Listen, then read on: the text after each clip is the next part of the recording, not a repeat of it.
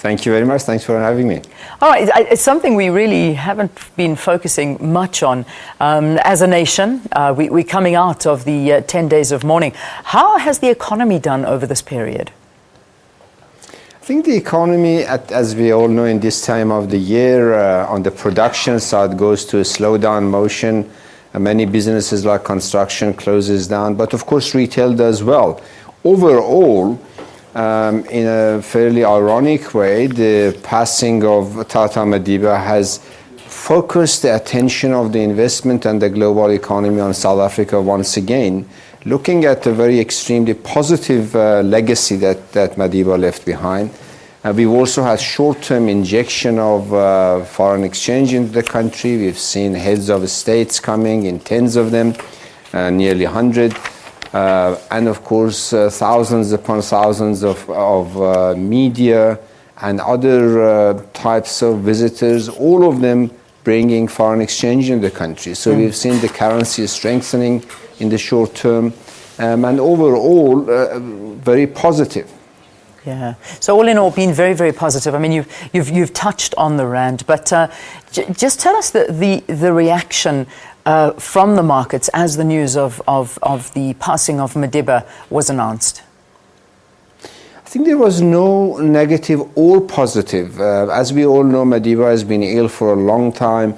The market has been expecting it. We've had a couple of false alarms, all of which conditioned the market not to be shocked, which was actually a good thing. So it's a good thing to experience that the global capital markets have accepted that South Africa has almost normalized.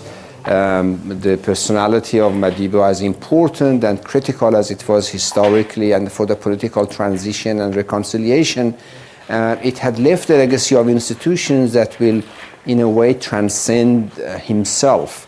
And therefore, his passing did not create the shock that some people expected. Yeah. You know, we never had a public holiday during the entire time of the 10 days. Obviously, coincidentally, it happened to be Reconciliation Day yesterday, but that was outside of the 10 days of the mourning period. But having said that, on the day of the funeral, we do know that a lot of retailers decided to close shop on Sunday in, you know, I suppose just out of respect for Madiba. Did that have an impact on our economy? Again, it's not a negative impact. It's what we call it a substitution effect, meaning if one day companies are closed and people cannot do shopping or do productive things, they'll make up for it. So in terms of retail, it's not really a negative sustainable effect. Some shops lost, others gained, but the economy as a whole is not negatively affected at all. Yeah, well, that's good to know. Right? I think that it's a comforting thing to see that the economy has really held its own during this time. But one can only imagine. We obviously still wait for figures to see how many people actually flocked into the country when we talk about respective Madiba fans from all over the world, the media houses that flocked here, the politicians that came here in their numbers.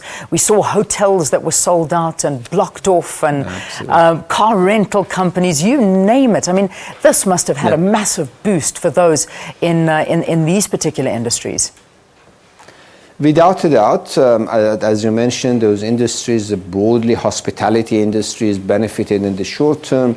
But in my view, the biggest winner, the biggest gain that we often not focus on is the brand South Africa. Once again, for the third time over the past 20 years, brand South Africa was a global brand.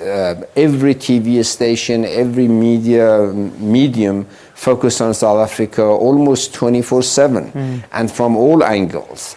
And to the extent that I followed all of them and hearing from other colleagues, all of it positive, looking at these incredibly unique attributes that Madiba left behind, and the nation is struggling with some of them, yet aspiring to all of them.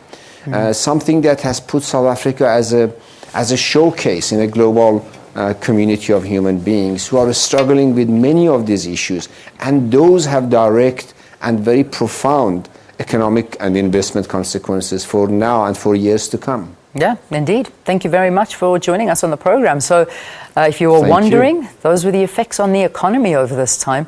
And I'm sure we're still going to see the full effects after the hospitality industry it checks in on the amount of visitors that did come in. That was Iraj Abedian, the CEO of Pan-African Investments, talking to us from our Sea Point studios about how the loss of Madiba and other factors have affected our economy as well. You know, it was interesting for me as well, just being amongst a lot of the international journalists, and you hear a lot of them just